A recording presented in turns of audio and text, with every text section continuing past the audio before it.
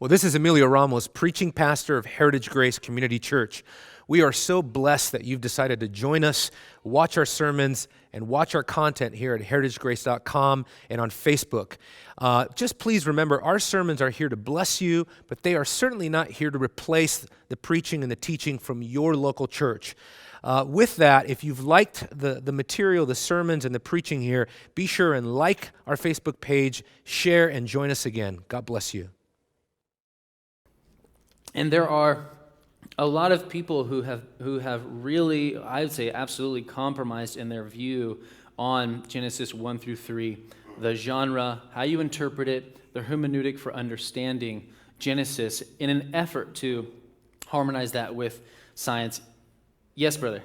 Yeah, I was just going to make a quick comment. It's really a tragic situation because ultimately they're ashamed of the notion that God could in fact create the world in a literal 24-hour period of time over the course of a week. That's right. And the fact that a majority of the world believes in science as being the foundation of something, of the creation of the beginning. Mm-hmm. And they almost seem to want to have the approval of the world in order to get them in, if you would, to the Christian faith and say, hey, listen, I believe in science too, and use that as an argument to show that they don't set aside the wisdom of the world. Yeah, that's right. And even in that, a great scholar in terms of biblical understanding in things other than creation in Genesis would be like someone like Bruce Watke, for instance, who would say for Christians to at least posit some sort of conflict between the Bible and science, or to reject evolution, would be to basically amount Christianity to a cult. That is from a Christian Reformed scholar who says that it is basically nonsense to reject evolution and not harmonize the Bible with modern science. You get into the issue of authority, ultimate authority, and different things like that. So in terms of the age of the earth, geology, the earth's crust, rock layers, different things like that, evolution, the theory of evolution has certainly become a hotspot in much debate in evangelicalism. And so, for example, if one has already embraced evolution, they are committed to importing scientific theory and dogma into the text. And they read the narrative that way. They interpret the narrative through that because they're already committed to it. They have already accepted that as a greater authority. And this is one of the issues I have also with guys like Meredith Kline, is that and I do have a quote in here somewhere where we really should be interpreting the Bible from the perspective of from what science is finding and the theories they are positing, versus a literal kind of understanding that we have a literal understanding of how we would naturally interpret the book of Genesis. So more interested in harmonization than in the Bible, the hard task of exegesis. Yeah. Where you say that Meredith Kline said we should view the creation from a scientific perspective from what we can learn. Right. Okay. Right. Yeah, it's he's written much on this, and but specifically, Meredith Kline says that surely natural revelation concerning the sequence of developments in the universe as a whole and the sequence of the appearance of the various orders of life on our planet would require the exegete to incline to a not exclusively chronological interpretation of the creation week, but we have to be leaning on science and how they kind of understand some of these things. And he gets into that a little bit more in an article, Because It Had Not Rained, something that he wrote here in his view of the creation account. Let me see here. I lost my place. But not really trying to expose any of these guys that I'm mentioning, but just to give you kind of an understanding on where some of these guys lean, and even the debate in terms of what we're dealing with and how we're kind of in conflict with different scholars and different views on these chapters. So how you understand, how you interpret the first 3 chapters of the Bible is crucial. And that just begs the question, how should we read it? Should we read it as poetry? Should we read it as myth? Or should we read it as narrative, historical narrative, straightforward as a piece of history?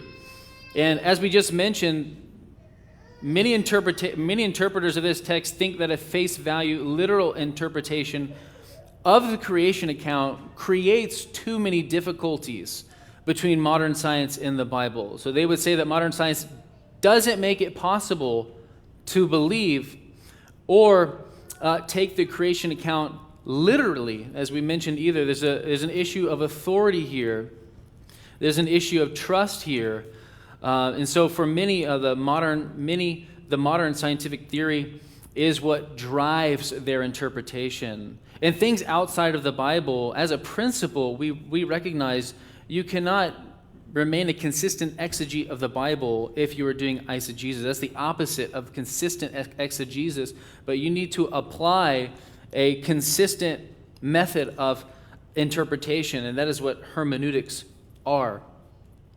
And so, and by way of agreement with Gerhardus Voss, I'm also not saying that anyone who is old earth, who holds old earth, has been affected by the modern theories of science and evolution. I'm not saying if you believe in old earth, you have been affected. And for some men, that is really an impossibility. You have guys in church history, though few, the traditional view is really strong of taking Genesis naturally as narrative, a piece of history. You have guys like Augustine who posited the possibility of it being longer than 6 24-hour days.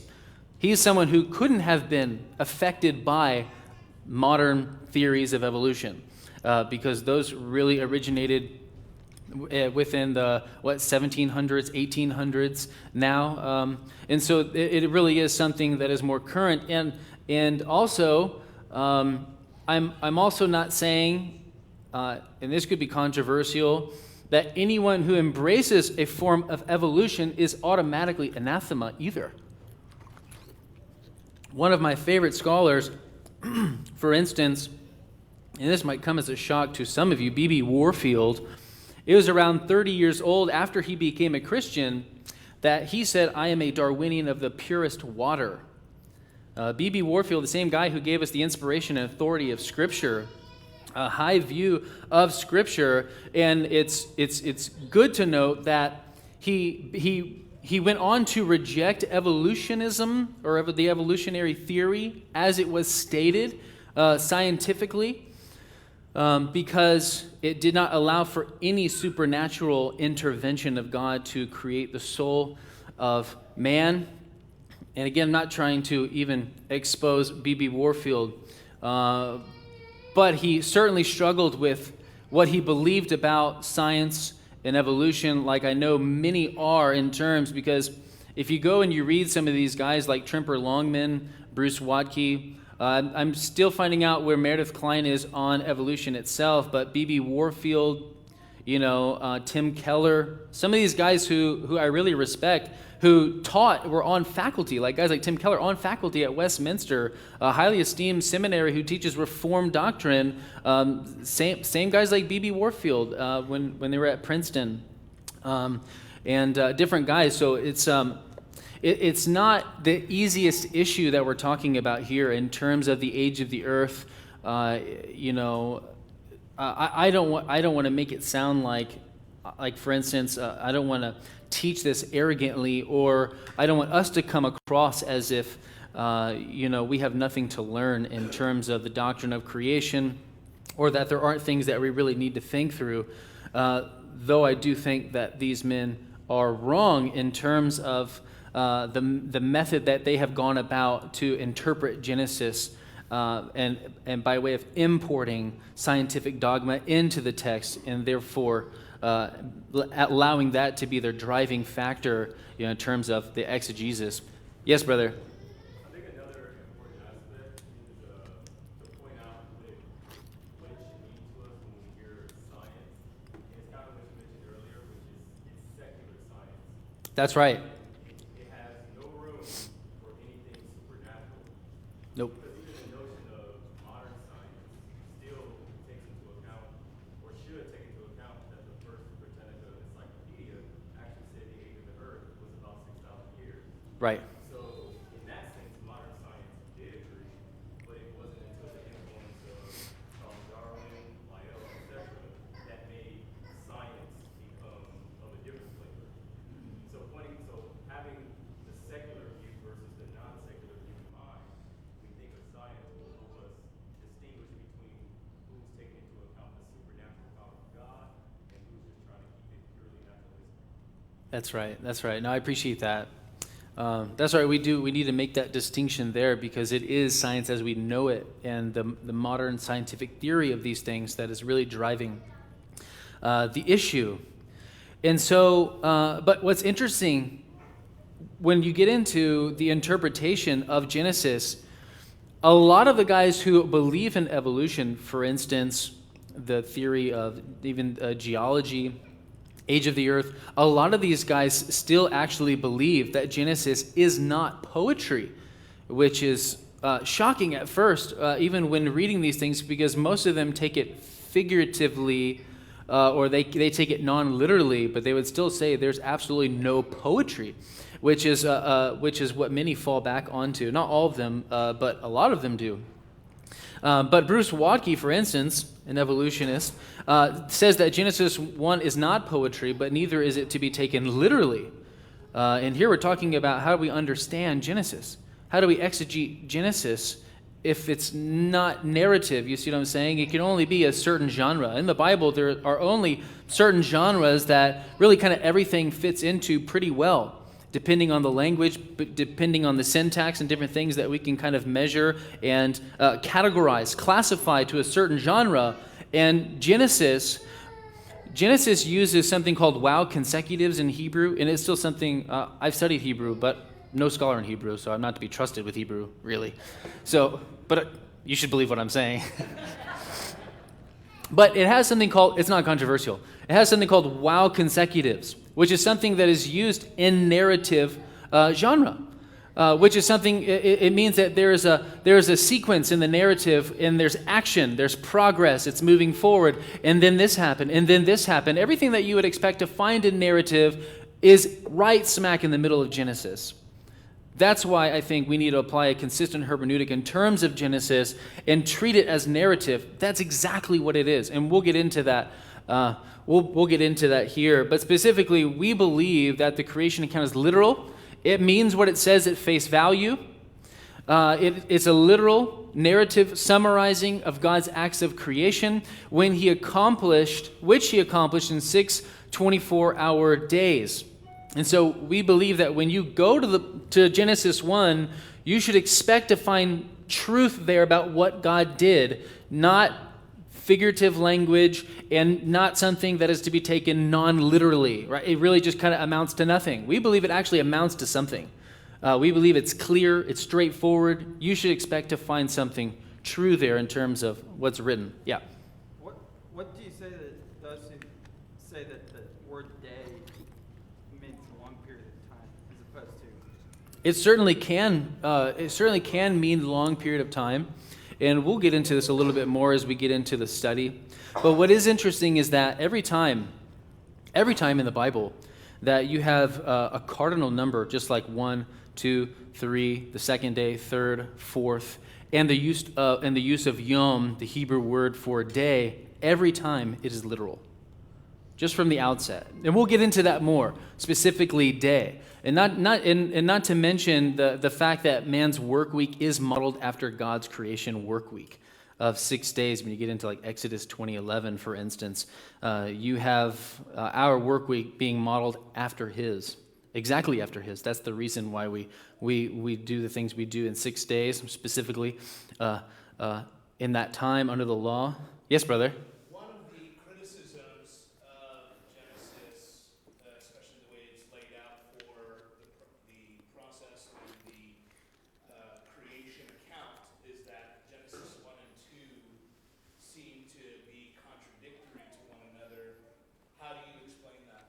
Yeah.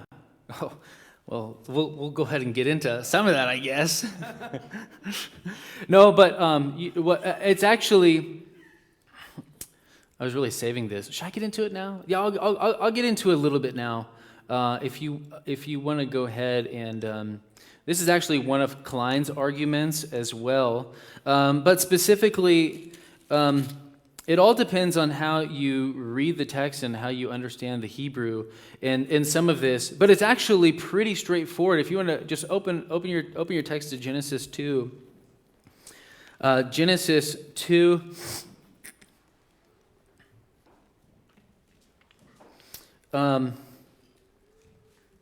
There is something going on in the text here that I think is amazing, but specifically. You have Genesis 1. Genesis 1:1 is the beginning of a section, one section. And then you have the end of that section being Genesis 2:3. That is the end of the creation narrative. And it actually works backwards as well, where it says thus in Genesis 2:1, the heavens and the earth were completed in all their hosts. Right? We're wrapping it up here. And now, where the Bible began, in the beginning, God created the heavens and the earth. He begins to even work backwards with stating that the heavens and the earth were completed. And by the seventh day, God completed his work on which he had done and rested on the seventh day from all his work. And then you have the words of heaven and earth, of God, and then verse 3, you have the words of all that he had created, using the same verb there as well. Then God blessed the seventh day and sanctified it, because in it he rested from all his work which God had created and made. And then you have verse 4. What is verse 4 of chapter 2? And it's fascinating because in our text it's kind of hard to see, but in the Hebrew it's very plain to see that this is a statement that uses the word toledoth, which means generations. Every time the word in Hebrew, the toledoth word in Hebrew is used, every time it means it is opening a new section.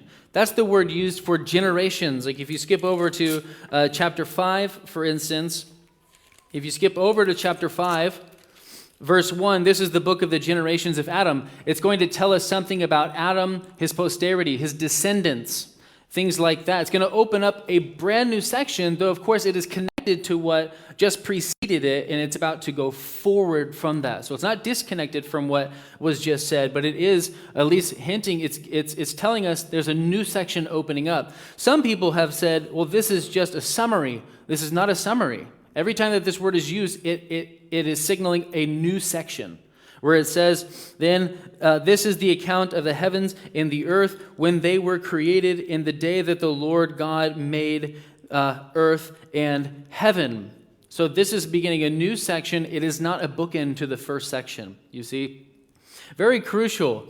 You have the word, so it's never used as a conclusion. It's always used as a heading, and it begins the next section. And what's interesting is that Adam and Eve didn't have a human father. But usually when the toledoth is used, it's saying these are the generations of Adam. Well, what came before Adam? This is the generations of what the earth produced. And specifically, what's going to follow is a narrative about how Adam was produced from the earth and how the garden vegetation was produced from the earth as well. Where, for instance, E.J. Young, very insightful, read everything by E.J. Young. I think he's brilliant. The phrase, he says, these are the generations, the toledoth of the heavens and the earth, tells us that we are not going to read further about creation, but something that came from heaven and earth, meaning from the earth. And in particular, man, whose body comes from the created earth. And so here we're really talking about the creation of Adam, that is going to how God is going to fashion him from the dust, from the earth, and how he is going to be made from it.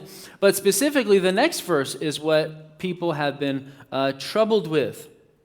And this is really, I think, a lot of what Klein writes about in his paper, where you have this section And at first glance, it's like we're trying to think of how this works. But I think it's fairly simple in verse 5 where it says, now no shrub of the field, just to look back in Genesis 1, we have vegetation being made on the third day, and they sprouted, and they gave forth. The literal interpretation of Genesis 1, vegetation is already existent. And so here, which is an expansion of the sixth day, what's going on here is an expansion of the sixth day, you have... now no shrub of the field was yet in the earth, and no plant of the field had yet sprouted, for the Lord God had not sent rain upon the earth, and there was no man to cultivate the ground. See? It's a verse like this that has really kind of caused people to think, but you can only take this verse one of two ways. You can take this verse one way, which is what Klein and some others take it, which actually, admittedly, does not jive with science. Because they would say, for instance, no shrub of the field was yet in the earth, no plant of the field had yet sprouted, for the Lord God, they were dependent upon rain that God would send, and there was no man to cultivate the ground. So God needed these two things in order to begin a project. And so you can either take this, what are we talking about? Why is there a need for water, and specifically vegetation, and a need for man? Why is the shrubs coming up dependent upon water and man? And so you have to ask yourself, the two possibilities are, man was created without any vegetation whatsoever, and then shrubs and things like that were created. Or we're still taking this literal, and it specifically we're talking about a place that is more localized. And so you need to ask the question: is this talking about, for instance, was man created before the vegetation of the whole earth, or was he created before the vegetation of the garden? Those are the questions you need to ask yourself. Was he created before the vegetation of the whole earth or the garden? Because from here unwinds the Garden of Eden situation. The Garden of Eden scenario, this is exactly how it's starting.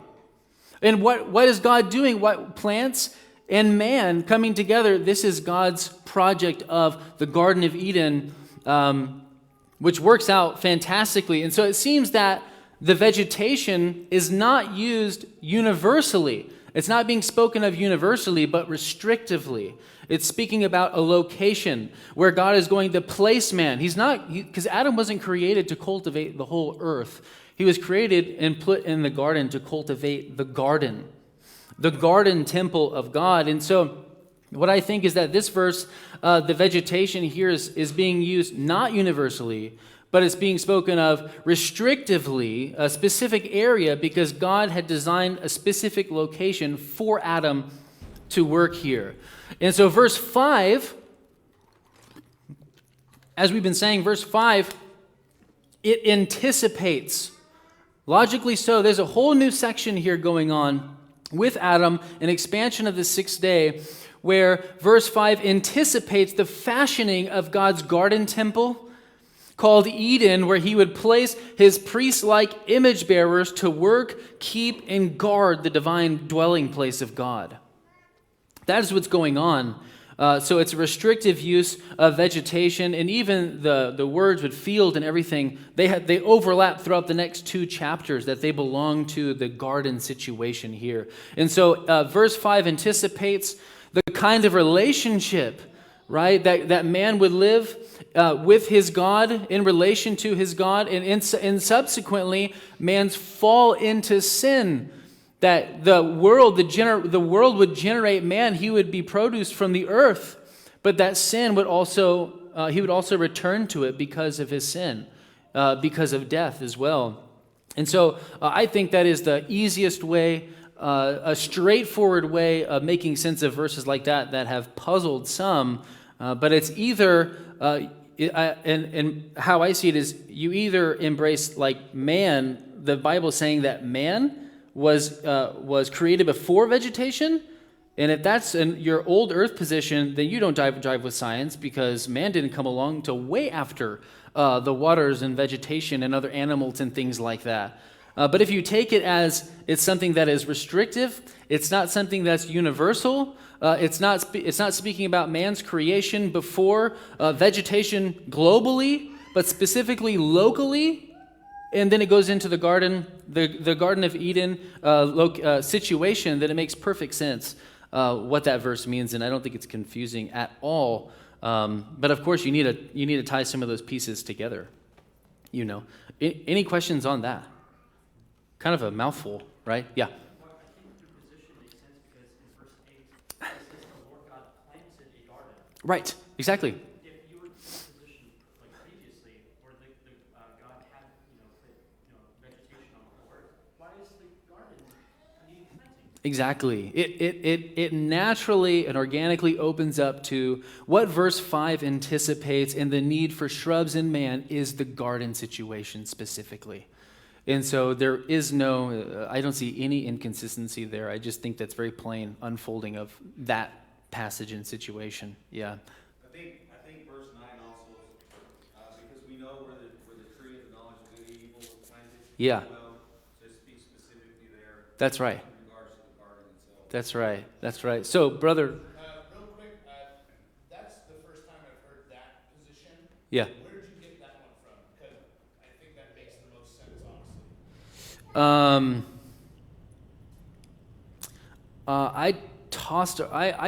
I go through some of these texts, but I think one that was most helpful is I have a subscription to theological journals and things like that, and one by Robert McCabe really helped me on this as well, where he is a Hebrew scholar, and it is technical, and he just goes through interacting with Klein on this issue here, and really lays it out. The reason I ask is because I've only looked at maybe Dr. Jason Lyle's material on it, as well as Ken Hand's stuff, and they take the summary position. Yeah. At least the last I read on that subject. So Yeah. I'm glad. I'd like to check that. You said Robert McCabe. Yeah, I can get you more information on that. Let's get back into this. Let's get back into our first section here. So we would say that Genesis account, the creation account, is narrative, but that's not to say that there aren't any passages that don't contain elements of poetry or written with a literary style when describing the creation narrative. And so there's places for that all over the place, right? Where do we find poetry in the Bible, maybe specifically? Psalms? Song of Solomon? You know the language of that. There's a little bit in Job as well. Ecclesiastes, we'll get into different things like that. And so if you want to turn to Psalm 104, for instance.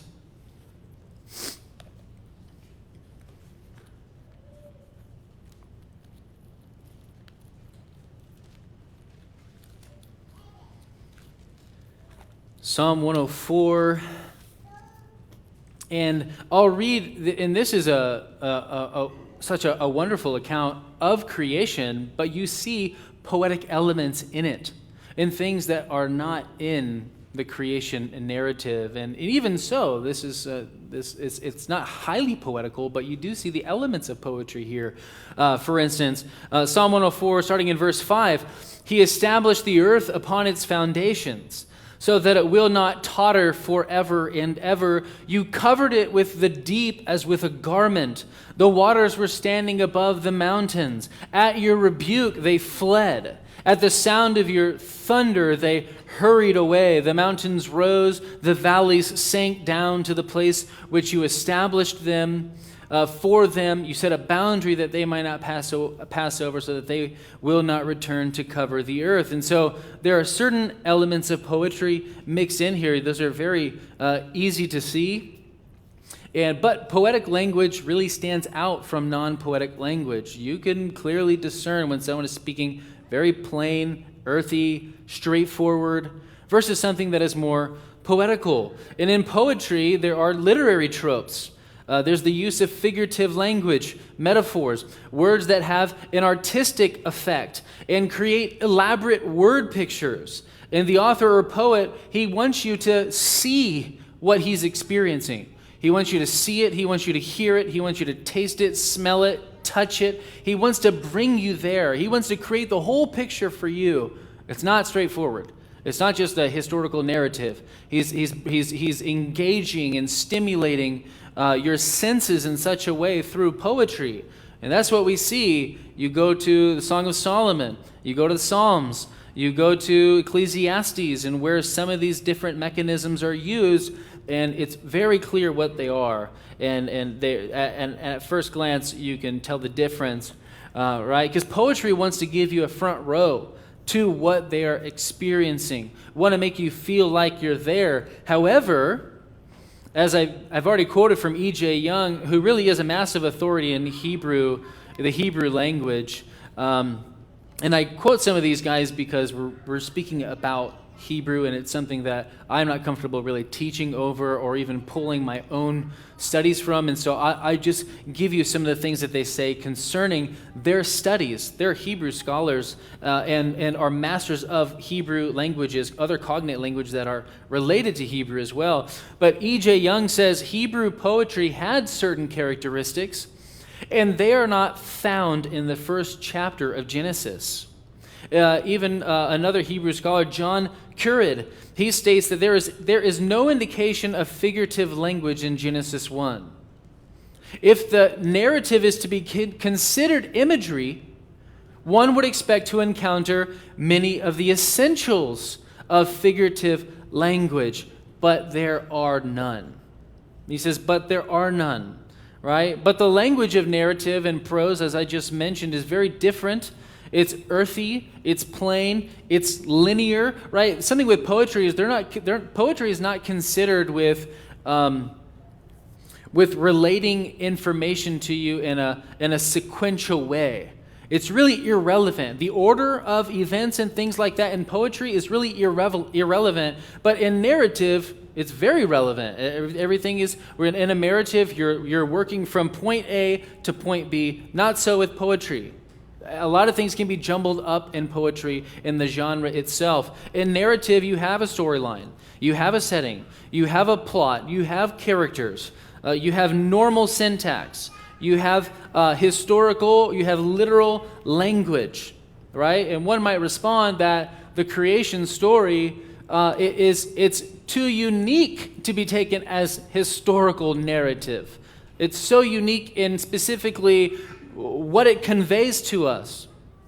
And of course, the sheer magnitude of what's going on in Genesis 1 and 2, of God bringing everything into existence ex nihilo, absolutely unique. There's nothing in the Bible like it. There's nothing in the Bible like that. But you have things like that are also unique in the Bible that only happen once. When you think about, for instance, when you think about recreation, where you think about consummation, when you think about judgment, there are many things in the Bible that only happen once, that are unique in themselves, that are not a part of our everyday life, but they have sometimes a one-time engagement with us, and such it belongs to creation. This is the beginning of this heavens and earth only happened one time, and God is going to do it again. When he creates the new heavens and the new earth and consummates the new heavens and the new earth. What else here? And that's just to say that just because something is unique doesn't mean that it can't be classified as straightforward historical narrative just because it is unique, or just because it's said a certain way, or just because it only happens once, that because it's unique, it can't be taken as factual, that it can't be taken as narrative, straightforward history.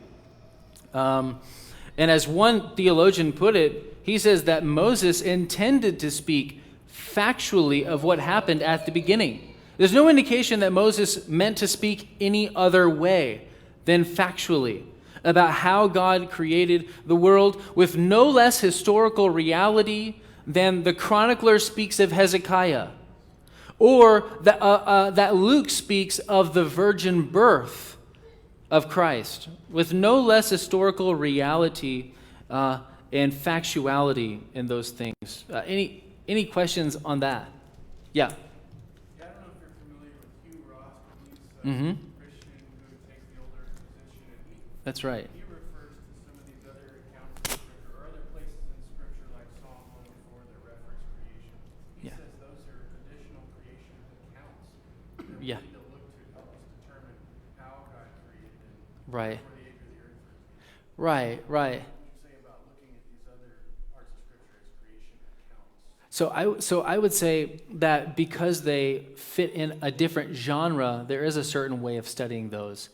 Like I mentioned, that's actually a key passage in Hebrew poetry speaking about creation. So, but you can easily see, and whenever you have something that is more narratival and something that is more poetic, it does fit in different categories, and so you're going to think about them differently. You're not going to take them as literally, right? When God cloaking the deep as with a garment, or you're going to understand it differently. You're going to exegete it differently.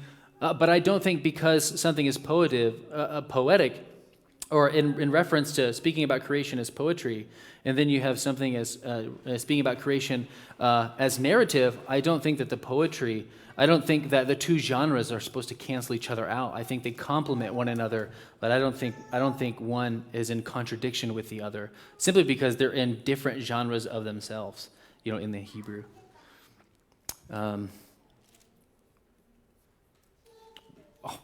2:17. Wow. What is interesting is if you want to go to the next slide, where you have the New Testament dependence on the history of Genesis, that the most contested passages of Genesis 1 through 11, and really that is becoming more contested in conservative circles, that is really contested in liberal circles, Genesis 1 through 11, we are assured by the New Testament's dependence upon their factual reality in history, the historical reliability of those accounts. We see that in the New Testament. All of the first 11 chapters of Genesis, for instance, all the first 11 chapters of Genesis are alluded to or directly referenced to in the New Testament.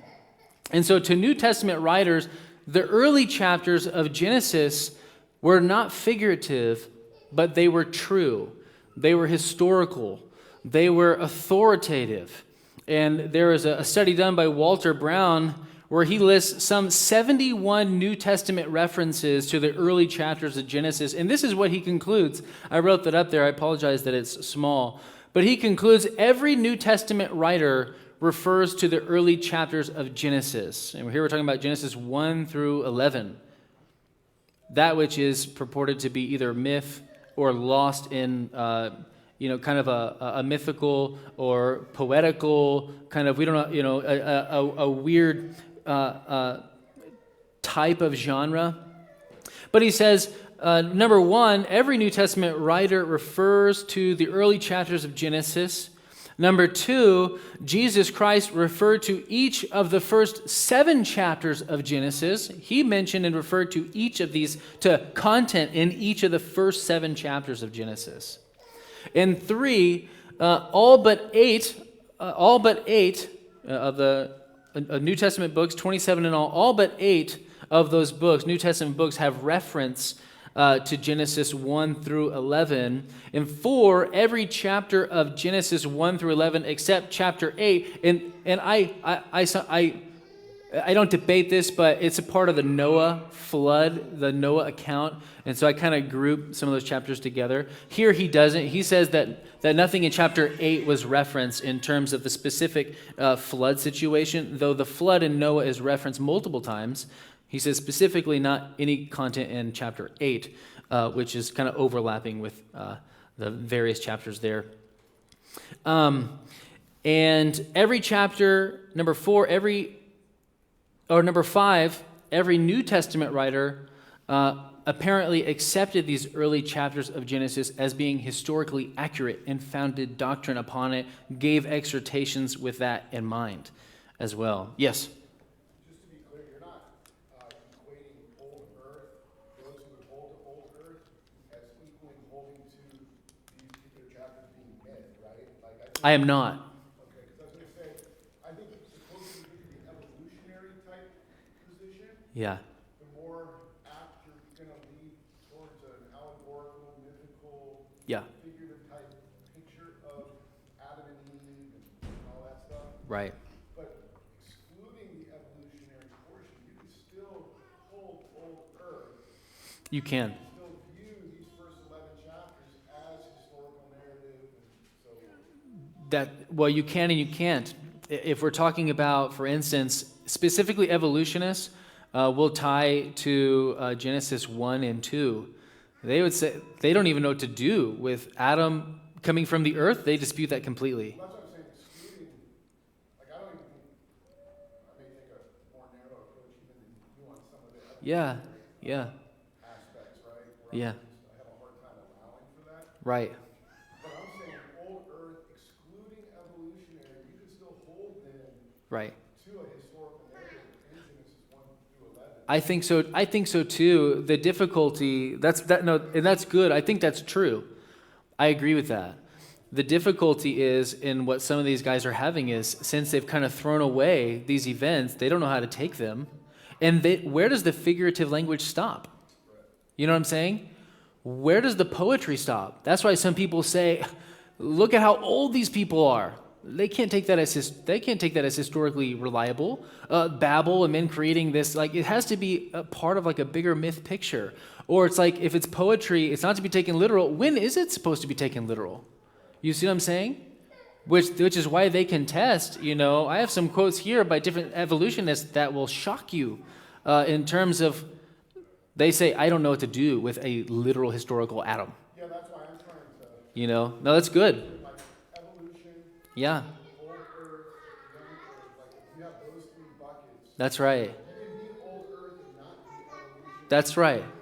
That's right. No, that's good. And then there's still issues with that we'll get into another time. We got to wrap it up. We're supposed to wrap it up 2 minutes ago. Thank you guys so much for coming. We'll try to explore more of this next time. All right? God bless you. Well, this is Emilio Ramos, preaching pastor of Heritage Grace Community Church. We are so blessed that you've decided to join us, watch our sermons, and watch our content here at heritagegrace.com and on Facebook.